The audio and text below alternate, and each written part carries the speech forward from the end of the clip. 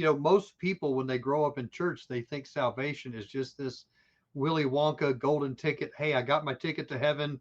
They have so, again, we're going to talk about what happens after you die. So maybe that's we can get into that in a little bit. But a lot of people have that idea that that's all salvation is. Is this? Well, when I take my last breath, I'm in the sweet by and by, just over the mountain. I've got a cabin in glory or something like that. So yeah, that's beautiful.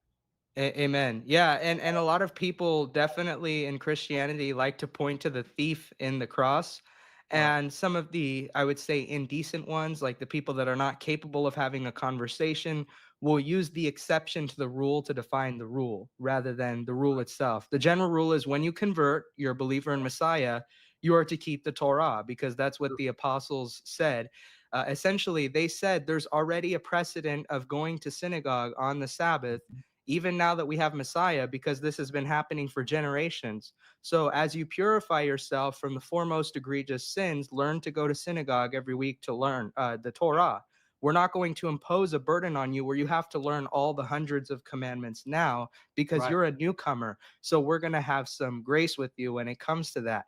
And that's what people don't understand. They'll take that small little exception and they'll find other exceptions in Tanakh to make different arguments for certain doctrines as well.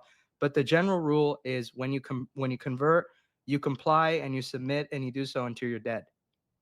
I love that. And most modern churches kind of have some of that. They're like, okay, you just got saved, you just gave your life to Christ, or however you want to word that. You can't be going to the strip clubs. You got to give that up. You can't be going out and uh, we don't want you going out and sacrificing chickens and biting the heads off of bats and different things like that. I mean, they'll talk about stuff like that, but they don't equate that with what we see in Acts 15. So I love that you're bringing that out. They're saying, look,